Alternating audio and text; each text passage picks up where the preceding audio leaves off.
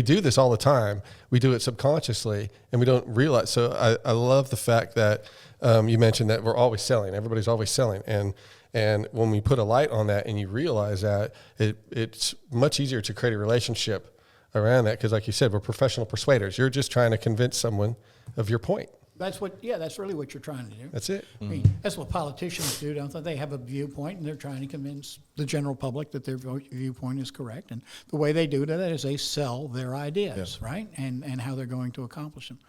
So when we were thinking about objections, like I said, and if you know what the objections are, or you can anticipate objections, I think one of my favorite examples is I ran into something years ago. I went by to talk to a family about some things, and it was the 12th day of April. Now, most people don't put any significance on the 12th day of April, but I did, because I knew it was 3 days before the 15th day of April, and the 15th day of April is the tax time. Okay. So what objection was I going to listen to that day when I was there to basically, quote unquote, close the sale? You have to see what they have to pay in taxes. Yeah, I got to see what I got to pay in taxes, or I've got to do whatever.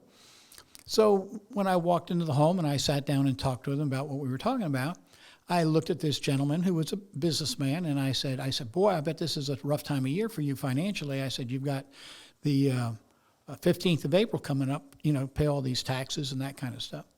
And he said, oh, no. My CPA said that we're not going to do anything with our taxes until October, because the later you file your taxes, the less opportunity you have to get audited. I said, so that's not really going to be an issue for you? And he said, no. Well, now this is at the very beginning of the conversation, right? At the back end of the conversation, when I'm now asking for the order, he goes, well, I got taxes coming up. And I looked at him and I said, well, yeah, I know. And for most people, I would believe them. But you're not even going to deal with this until October. And you may not even owe taxes by the time your CPA finished with it. His wife started laughing and said, write the man a check, right?